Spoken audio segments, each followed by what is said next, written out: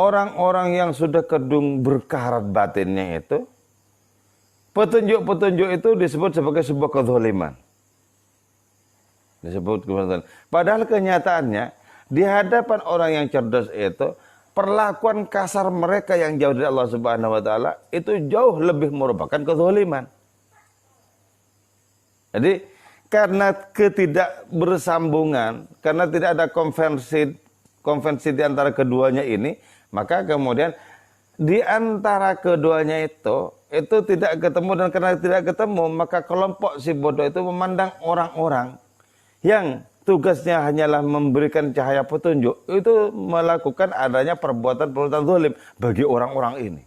Karena itu orang yang terlempar jauh dari Allah Ta'ala itu terganggu dengan adanya para nabi loh. Terganggu.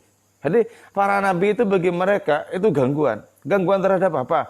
Gangguan terhadap nafsu mereka yang berkecamuk itu, yang menguasai itu. Itu gangguan. Coba dengan diutusnya Nabi Muhammad SAW, betapa praktek-praktek kezaliman itu banyak yang kemudian harus disingkirkan. Dan mereka yang sudah merasakan nikmatnya praktek-praktek kezaliman, pengingkan semacamnya, itu merasa terganggu dengan adanya Nabi. Adanya Nabi yang kita kenal sebagai rahmat bagi semesta alam, malah merupakan gangguan bagi diri mereka. Makanya ya, di dalam kehidupan nyata seperti sekarang itu, ini terganggu oleh itu terganggu itu, dan lain semacamnya. Ciri-cirinya terganggu itu apa?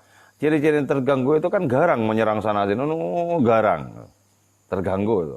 Nah, orang-orang yang terganggu itu sesungguhnya sensitivitas rasanya itu sudah serong sebenarnya. Sudah serong.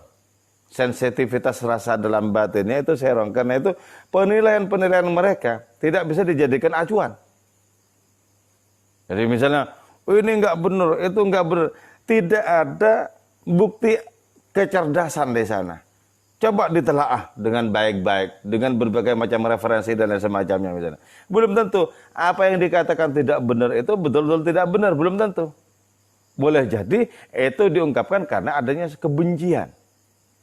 Nah, dari mana datangnya kebencian itu? Dari hati yang sudah serong. Walaupun landasannya, walaupun dalil-dalilnya itu diungkapkan, tetap saja sangat dimungkinkan bahwa hal seperti itu muncul dari hati yang serong. Sangat dimungkinkan. Sebab apa? Agama itu juga bisa menjadi pedang untuk menyerang. Agama itu belum tentu sepenuh-penuhnya menjadi adanya rahmat bagi orang-orang itu. Belum tentu. Jadi tergantung dipakai untuk apa dalil-dalil itu. Dipakai untuk apa agama itu.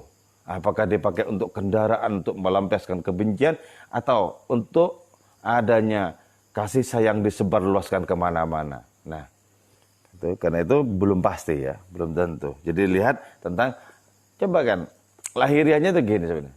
Melihat orang-orang yang luas, yang penuh dengan kasih sayang, gitu ya. Lihat saja ketika misalnya ceramah itu berbeda loh. Berbeda loh. Dengan yang penuh dengan kebencian.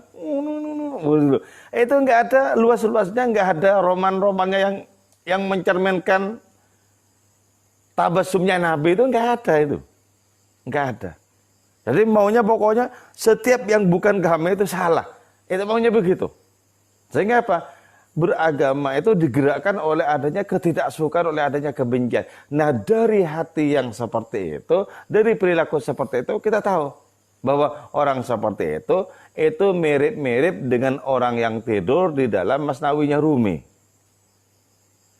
Mirip-mirip seperti itu.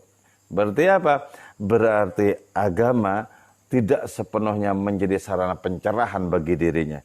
Kalau tidak menjadi sarana pencerahan bagi dirinya, boleh jadi juga menjadi malapetaka bagi orang lain. Betapa pentingnya adanya kedewasaan rohani itu. Oh, Nabi itu ya kepada para pengingkar, kepada siapa tuh enak sekali. Tidak langsung main memutuskan, enggak. Misalnya begini ya. Di dalam kitab Hayatus Sahabah itu saya membaca bahwa Nabi pernah ngajak seseorang untuk masuk Islam, tapi orang itu enggak mau. Udah dibiarkan oleh Nabi. Dibiarkan oleh Nabi. Nabi masih pengen untuk memberikan masukan dengan sangat mudah dan masuk akal. Kenapa mesti berislam? Nabi terus begitu. Nah ketika orang yang diajak itu bertele-tele, Sayyidina Umar itu sudah langsung marah. Gimana kalau tak penggal saja? Jangan. Nah, terus Nabi itu ngajak dengan baik, dengan argumen dan lain semacamnya. Akhirnya apa? Orang ini akhirnya tertarik. Akhirnya tertarik. Walaupun tertariknya itu belum sepenuhnya mau melepaskan adanya perbuatan-perbuatan yang tidak beres.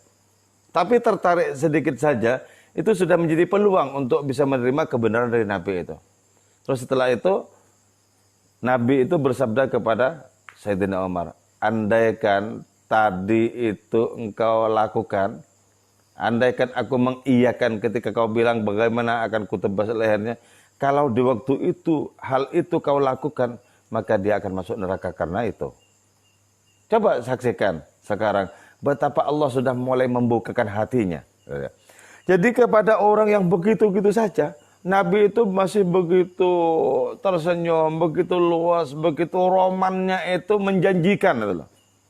Itu menunjukkan apa? Batin beliau itu penuh dengan genangan kasih sayang, penuh dengan cahaya Allah Subhanahu wa taala. Itu berarti apa? Berarti itulah yang ideal sebenarnya. Yang ideal. Enggak kemudian serang sana sini, serang sana situ. Yang boleh jadi sesungguhnya karena tidak paham.